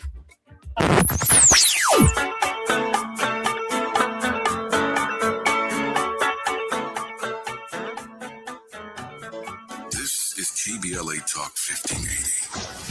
Talk radio that's music to your ears. We're unapologetically progressive.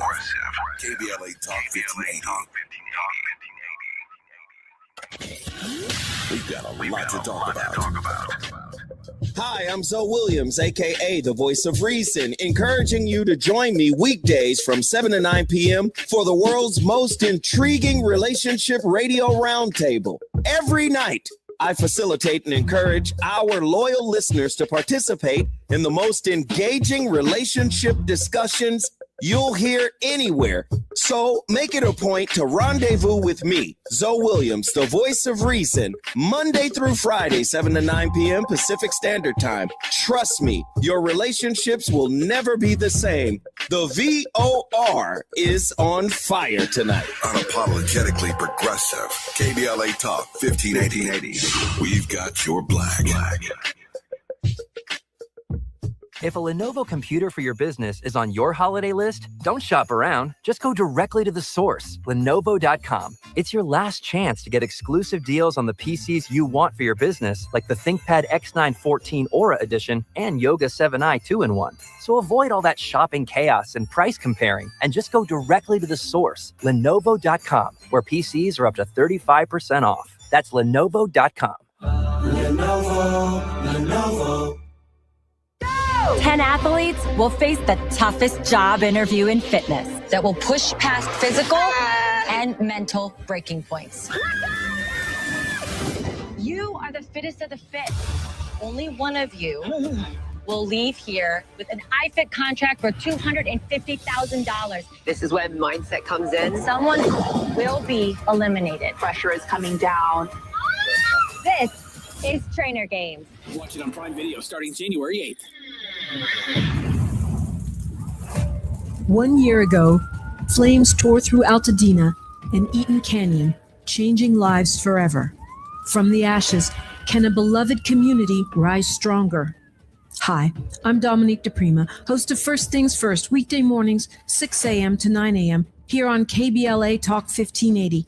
And I'm inviting you to join us on Wednesday, January 7th, as we broadcast live from Perry's Joint on the 1-year anniversary of this horrific and devastating fire. We're remembering those we lost, celebrating the heroes and sheroes who answered the call, and honoring the resilience of neighbors who are determined to rebuild together. I've been a strong Black woman a long time, and I can't just break down now. Hear the stories of survival, the voices of recovery, the spirit of community that the fire couldn't destroy, and yes, the angst of those who still do not know where they go from here. Yeah, where am I go? At KBLA Talk 1580, we don't just cover the story, we're part of this community. And we've done our level best to hold those responsible for this fire accountable. And 1 year later, we're still standing together. It is my hopes that Black people will rebuild those homes. So join us live at Perry's Joint, 2051 Lincoln Avenue in Pasadena, 6 a.m. to 9 a.m. on Wednesday, January 7th, as we commemorate the 1-year anniversary of the Altadena Eaton Canyon fire. Because some stories demand to be remembered. This too shall pass.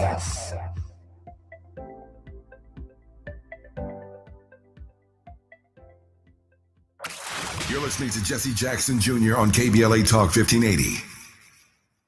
The Jesse Jackson Jr. Show. The Jesse Jackson Jr. Show. The Jesse Jackson Jr. Show. The Jesse Jackson Jr. Show. King Volley drops the beat. Come on and talk with me. I'm Jesse Jackson Jr. Welcome forward to the Jesse Jackson Jr. Show. Come on and talk with me. Come on and We're live listen. on KBLA Talk 1580 of Wealthy Wednesdays with our very special contributor, Dr. Yeri. That's Todd Yeri, whose social justice work includes having served on the national board of the National Action Network from 2015 to 21, past political action chair for the Maryland State Conference of the NAACP, and as co-founding principal of Community Churches for Community Development, Inc., and as the founding principal of SALT, Strategic Advocacy and Legislative Think Tank, a faith-based public policy collaborative that works on regional and national empowerment strategies impacting disaffected communities. Dr. Yeri, welcome forward to the show. I got stationary. I had allergy testing today, so I'm trying to keep everything under control. You give me space. So grateful that you are happy and that you are healthy, most importantly. And this is a season that we do need to pay attention to allergies and colds and anything else that we might catch, particularly in an environment where fewer and fewer people are getting vaccinated as a result of federal policy. Can we talk about health for a moment since you brought it up, Dr. Yeri? Sure. Your thoughts on the discombobulated nature of what's going on at NIH, HHS, and every other H in the federal government under the leadership of Robert F. Kennedy? There's intentional behavior and then there's intentional reckless behavior. And I think we're experiencing the latter.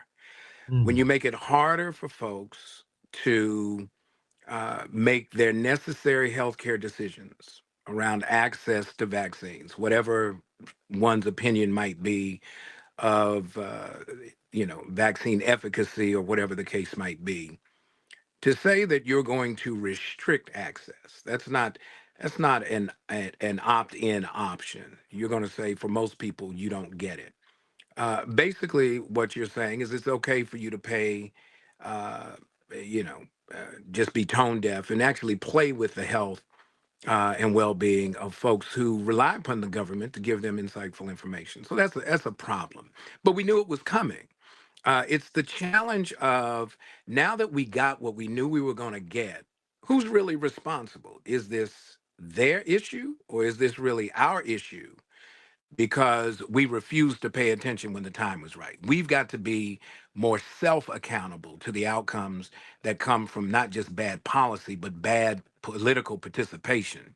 Because there's no way that I think that we could go too many places in this country and be able to say that this cast of characters that now runs the government should somehow be taken seriously as candidates and then be allowed to literally run the government and spend public money. And so some of this is you get what you pay for. The problem is that the price is going to be far steeper than I think any of us anticipated. You know, Todd, let me pivot, Reverend Uri, for just a moment. I had a conversation, really an argument with a pollster before the show began at the top of the hour, and I had a wonderful conversation with Atiba about it. My arguments with other people turn into conversations with Atiba. But I want to go back to the argument that I had before we began our show at the top of the hour, and that we get ready to have a fight. Is that what you're telling me? Get ready? No, I don't think so. But I'm thinking in this moment, this particular pollster was arguing that that we're going to experience very high premiums as a result of the big ugly bill, and I was saying that. I know where Bernie Sanders was on this, and I know where the California senators are on this, and the California delegation, and even the delegation in the Illinois House. But my state is one of the states where one of the senators joined the 8 Democrats who ended the shutdown to keep us from having to pay higher premiums and higher costs. So I'm torn between blaming Republicans for the cost increases because of the absence of the tax credits and the various subsidies to the Affordable Care Act, and or saying to myself, one of the consequences of, the 8 Democrats who abandoned the resistance has led to this moment. I mean, if we'd have held out just a little bit longer, we wouldn't be passing these costs on to the American people at the level that we're going to be passing them to. Dr. Uri. Well, you highlight the challenge of political calculus. When Senator Durbin chose to be amongst the 8, he gave his rationale. The rationale was tied to more of the harm that was being done to federal employees. We certainly understand that, and it was getting to be way out of hand, though they used the air traffic controllers as kind of the scapegoat and really kind of ignored the rest of the federal workforce that was also going without pay. That's an obligation to the human side. The other side to the human side is making sure that you don't do future harm. Here's the problem now in real time, even in light of should they have been a holdout a little bit longer. The House is going to leave Washington on Friday. Will not come back until 2026. There is no bill that the House is going to consider that addresses the very issue that's been raised. There are discharge petition discussions that are going on, raised by both parties. The Speaker has indicated no real willingness to address either of them because I think what they're really after, remember what this administration is serious about, is really ego issues. It has nothing to do with the harm along the way. He wants a bill that has his name on it. He wants his name on the checks. He wants his name on the policies. He carries a magic marker in his pocket because he can't use a regular size pen like everybody else. Those are just real issues. And so he hates the fact that the Affordable Care Act is known as Obamacare. And so if it means that he has to be mean, he can be the Grinch at Christmas, New Year's, and any other holiday that's going to come up between now and whenever they fix it. He's fine because he wants legislation that has his name on it. That's what this is. He's a mean one. Mr. Grinch. He's a mean one. Yeah. Todd, we have a clip. Our producer sharing with us that we have a clip. Okay, I like clips.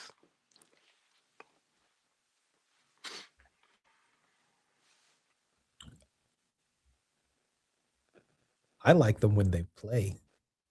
It's a setup. It's a setup. I already know. She's the best. She's the best that's ever done this. It will happen momentarily, but we might also. First to endorse President Donald J. Trump in 2024. And Mr. President, the New York Young Republican Club is prepared to endorse in 2028.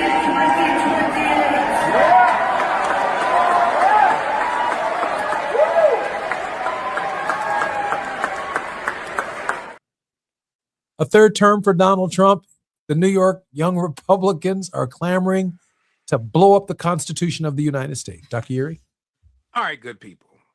Can we just cut across the field on this? Listen. I don't care how many times they come up with some supporting script. This has been the play from the very beginning. When the dude himself says, if you vote for me, you'll never have to vote again. That's not just a cue.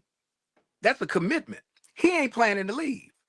The issue is going to be, can he create a false constitutional crisis about whether or not he can be on the ballot, get it before a friendly Supreme Court to see if they're going to rewrite the Constitution in real time, absent the participation of the people. That's the hustle. And every time some idiotic just kind of video with some crazy people who get together and say, well, we're going to endorse him in 2028 as if somehow or other history and the Constitution don't matter. We do not do ourselves any favors by wasting a whole lot of time reading that foolishness. What's going to be the pushback, and are we ready to legally challenge? Why wait for him to decide whether or not he gets a case before the Supreme Court? Why are we not pushing cases to get the Supreme Court to opine on it before he has a chance to figure out what the game's going to be? I'm Jesse That's Jackson. what we've got to do. You're listening to the Jesse Jackson Jr. Show on KBLA Talk 1580. More with Todd Yuri when we come forward. While you're stuck in traffic, we can at least bring you up to speed on the news of the day. You're listening to Jesse Jackson Jr. only on KBLA Talk 1580.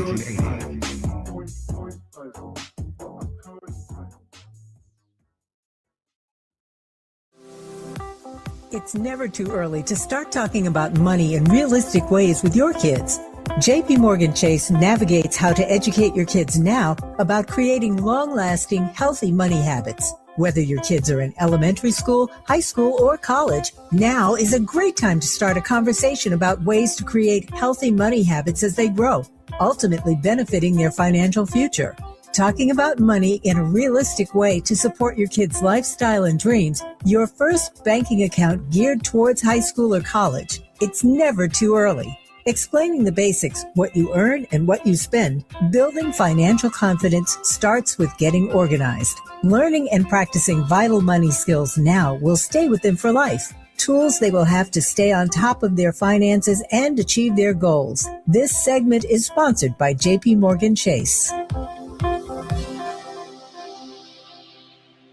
When you turn to the Employment Development Department, we'll help you get there. Whether it's support for you and your family while you find a new job, or the resources to focus on your recovery after illness or injury, we can help you move forward. From support while you bond with your newborn, to helping serve your family while your partner serves our country. Your EDD. We'll help you get there. For more information, visit edd.ca.gov.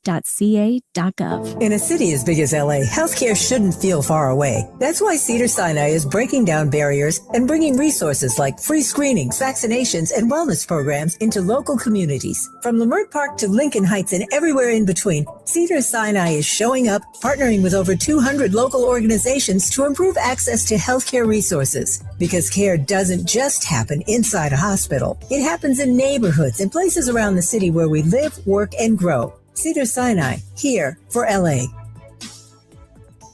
Roger and Tracy saved over $18,400. Cynthia was recovering from a family tragedy and saved over $10,300. If you are drowning in debt, then call Debt Blue. Debt Blue is a professional debt negotiation firm with over 20 years of experience helping people pay back a fraction of what they owe. Learn how to cut your debt up to half or maybe more. Be debt-free in 24 to 48 months, even with bad credit. With an A+ rating from the BBB, you can rest easy knowing Debt Blue is going to deliver guaranteed debt reduction. Debt Blue offers a success guarantee guarantee. You pay nothing unless your debt is reduced or completely resolved. That's right. You save money or it's free. Call now for significant debt relief and a free consultation. 800-200-8879. That's 800-200-8879. You don't have to declare bankruptcy. This program works if you owe $10,000, $20,000, or even $100,000 in debt. Call for your free consultation today. 800-200-8879. That's 800-200-8879. Lena Bloom for the Bail Project. Imagine you're stuck in a jail cell and you can't afford bail and someone offers you a way out. Just plead guilty and you can go home and kiss your kids goodnight. What do you do? What thousands have. You plead guilty whether you are or not. Cash bail makes poverty a crime. That's why the Bail Project helps those who can't afford it while fighting to end cash bail. Because freedom should be free. Brought to you by the Ad Council. KBLA Talk 1580. We've got a lot to talk about. KBLA Talk 1580, connecting you with services and solutions. If you need help getting your resume in order, finding job training, or landing a job, we've got 3 great options for you. First, the City of Los Angeles has WorkSource centers across the area offering free job support. The California Workforce Development Board can help you with everything from GED prep to vocational training at no cost to you. On the federal level, the Department of Labor's American Job Centers offer a full range of services for job seekers and businesses alike. Visit careeronestop.org, or for more info, just call California's Help Center or visit cwdb.ca.gov or call 916-657-1440. For the City of Los Angeles programs, go to ewd.lacity.gov or call 213-744-7300. All these services are free to help you get your next job. This is a community call to action from KBLA Talk 1580. Nearly 7 million Americans aged 65 and older are living with Alzheimer's disease, or AD. But did you know that Black adults aged 65 and older are twice as likely as white adults to develop AD?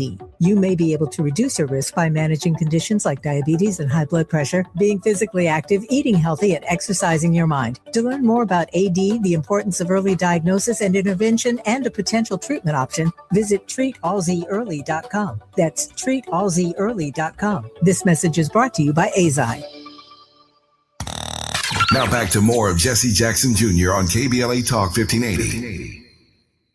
The Jesse Jackson Jr. Show. The Jesse Jackson Jr. Show. The Jesse Jackson Jr. Show. The Jesse Jackson Jr. Show. I'm Jesse Jackson Jr. Looking forward to the Jesse Jackson Jr. Show. Download the podcast. KBLA, Spotify, Apple Podcasts. We're lighting it up on the Jesse Jackson Jr. Show. This is Wealthy Wednesdays with Dr. S. Todd Yeary, who is now gone, I've just been told.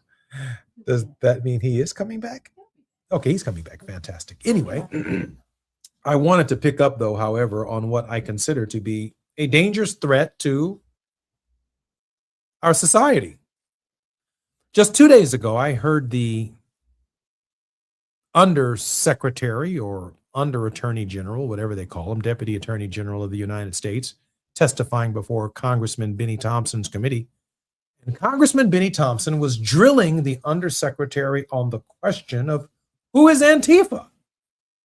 Where is Antifa? How many members do they have? Who's this anti-fascist group of Americans that Donald Trump and the Department of Justice has declared to be a threat to the national security of the United States? And then our producer, in her infinite wisdom, plays a clip of a group of Republicans who, without any shame, announced that they believe in the third term of the President of the United States, something that is clearly, from my perspective, Dr. Yeary, unconstitutional.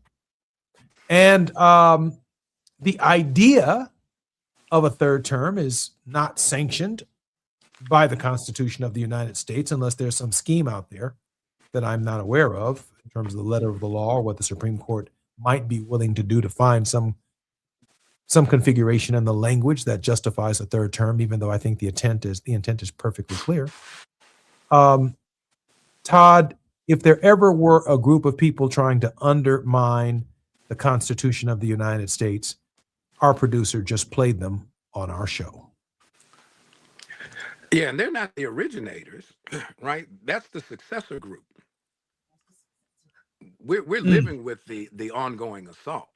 This isn't new when we're talking about shadow dockets and an immediate path for this administration to take all of its grievances to the high court. This isn't a new thing. They are falling in line. Basically, they're showing us there's a succession plan for the craziness that we have endured. And if we're not careful, there will be a new generation. If you look at the aging down of the Republican Party, not just with the efforts of the late Charlie Kirk and the push for conservatism in high schools and on college campuses across the country, now with the assistance of state governments, you also see in J.D. Vance, a much younger version, no matter what Susie Wiles might say, the reality is that this is the Republican Party of the future, not the one of the past. So nostalgia is not going to get us anywhere. The concern I have is that this position of the party of the court is around this legal interpretation called originalism. What was in the mind of the founders at the time of the ratification of the Constitution before the amendments in the Bill of those things? If that's the case, I could see this court actually coming away with the fact that, or the reasoning, that the founders, if they had wanted to impose limitations, would have done so at the writing of the Constitution, not at the amending of it. And that might give them a path to somehow allow this president to forego this whole notion of term limits. And we have to be mindful that the need for term limits, as folks saw it, was after Franklin Roosevelt had been elected to an unprecedented fourth term in the 20th century. And so we've got to pay attention to that. But let's say worse things come to pass and he gets a third term. The real question is not what he's going to do. What are we going to do? What are we going to do in the second term that makes the notion of a third term less plausible? That's 2026. That's not 2028. How are we going to push back against this assault on the process of determining who represents us in federal government and the arbitrary redrawing of maps whenever a state executive gets a notion? What are we going to do about that? So rather than waiting to see what he's going to do, I'm trying to figure out what we going to do. And we need to have a what we going to do conversation, because we know what he going to do, because he's been telling us the whole time he's been coming. So waiting to see if he's really going to follow through is really, it doesn't even require us to drink the Kool-Aid. We just watching who's making it and saying nothing about it.